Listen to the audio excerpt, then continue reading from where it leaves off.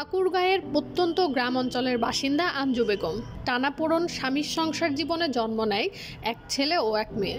স্বামী কাজ করতেন ইটভাটায়। অভাবের কারণে মাধ্যমিক বিদ্যালয়েও পড়াতে পারেননি ছেলে মেয়েকে। পড়িয়েছেন প্রাথমিক বিদ্যালয়ের ৫ম শ্রেণী পর্যন্ত। অর্থের অভাবে ছেলে পড়াশোনা বাদ দিয়ে কাজ করছেন ইটভাটায়। আঞ্জু বেগমের স্বামী মেয়েকে খেলতে নিষেধ করলেও মায়ের কারণে তার মেয়ে সাগরিকা বর্তমানে খেলছেন জাতীয় নারী ফুটবল দলে। ইতিমধ্যে সাগরিকা নিজের দেশ ছাড়াও অন্য কয়েকটি দেশের মাটিতে চ্যাম্পিয়নশিপের খেলায় সেরা খেলোয়াড় এবং সর্বোচ্চ গোলদাতা শিরোপা অর্জন করেছেন। এর পেছনে তার মায়ের অনেক লড়াই ও সংগ্রাম করতে হয়েছে, শুনতে ও সইতে হয়েছে নানান মানুষের নানান কটাক্ষ। সেই মেয়েটা কিছুদিন আগে বিয়ে দিলাম। আমার মেয়েটা তো চ্যাম্পিয়ন ছিল, ৩-৪ বার গেল বিদেশ। এখন আমার তো নাতিটা যায় গেল, তা যাই হোক ভালো খেলছে। সাগরিকা তো ভালো খেলছে, আমার নাতিনি হয়। খুব কষ্ট করে যখন আমার মেয়েও যায়, যখন সাগরিকাও যায়, তখন মেলায় লোক মেলায় কথা বলছে, অনেক রকমের কথা বলছে। তারপরেও গেছে, আমরা গুরুত্ব দেয়নি যে যাক মানুষ বলুক, কী হয় হোক। তা আল্লাহর নামে ভালোই কাজে লাগে গেল। সাগরিকার প্রতিবেশী, ও অনেক কষ্ট করে খেলাধুলায় করতেছে, এখন ভালো পর্যায়ে গেছে। তা আমরা খুবই আনন্দিত, গ্রামবাসী আমরা খুবই আনন্দিত। আরও ভালো পর্যায়ে যাক এটাই আশা করি। সাগরিকা আমাদের এলাকার দরিদ্র পরিবারের মেয়ে। তার বাবা মা একজন চায়ের দোকানদার, তারা চা বিক্রি করত এবং সেই মেয়েটাকে ছোটোকাল থেকে তারা সুন্দরভাবে খেলাধুলার দিকে চর্চা রেখে তারা জীবনযাপন করত। এবং এখন আমাদের এই সাগরিকা বাংলাদেশের বিভিন্ন জায়গায় এবং বিদেশেও উনি খেলতেছে। পরিত্যক্ত ১০% জমির মধ্যে বাঁশ ও টিনের তৈরি বাড়িতে স্বামী ও 2 সন্তান নিয়ে বাস করতেন আঞ্জু বেগম।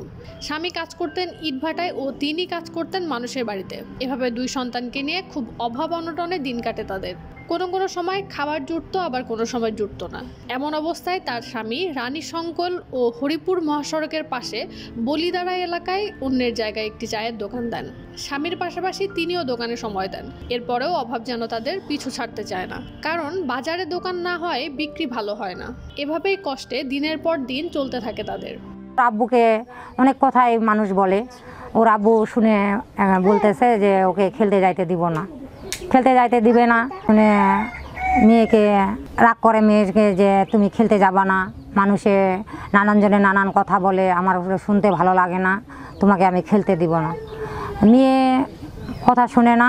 মেয়ের 1 মাস ওর আব্বু মেয়ের সাথে কথাই বলেনি যে মেয়েকে খেলতে দিবে না।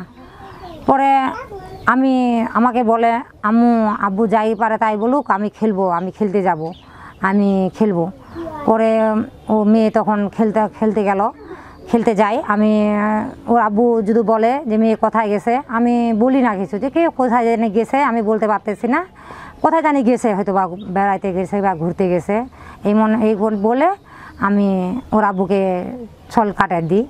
পরে মেয়ে এরকম করে খেলতেছে, খেলতে খেলতে একদিন ভাত খাওয়ার জন্যই মেয়ে কান এমনও দিন গেছে যে মেয়ে ভাত খাওয়ার জন্য কাঁদছিল। একটা মুঠ ভাত আমি তাদের প্লেটে দিতে পারিনি, এমনও দিন গেছে। তো আপনি জানেন গ্রামের মহিলারা কেমন, মেয়ে ছোটো ছোটো কাপড় পরে যায়। এমনও কোনো দিন এমনও কথার মুখোমুখি হয়েছে যে আমার মেয়ে ছোটো ছোটো প্যান্ট পরে খেলতে যায়, অনেক খারাপ লাগে, অনেক বাজে কথা বলে, কথার উত্তর আমি দিতে পারি না। আমি সেখানে কোনো উত্তর দেই না, আমি সেখান থেকে মুখ কালা করে সেখান থেকে আমি ঘুরে আসি। এখন সাগরিকা আল্লাহ দিলে অনেক ভালো জায়গায় গেছে। মেয়ে সাগরিকা ছোটবেলা থেকেই ফুটবল খেলার প্রতি ভীষণ আগ্রহী ছিলেন। তখন থেকেই রানী শঙ্কল ডিগ্রি কলেজের সাবেক অধ্যক্ষ তাজুল ইসলামের হাত ধরে গড়ে ওঠা রাঙাটুঙ্গি ইউনাইটেড প্রমিলা ফুটবল একাডেমিতে অনুশীলন করত সাগরিকা।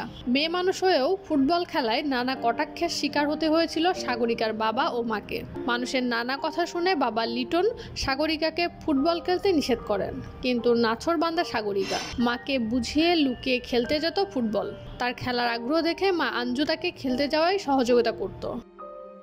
আমি তো মূলত আগে মনে করেন আপনার ইটভাটায় কাজ করতাম, ইটভাটায় আমিও কাজ করছি, এখন আমার ছেলে করতেছে। আমার ছেলেটা বড়, দিন আনতাম দিন খাইতাম, খুব কষ্টে দিন পার করছি।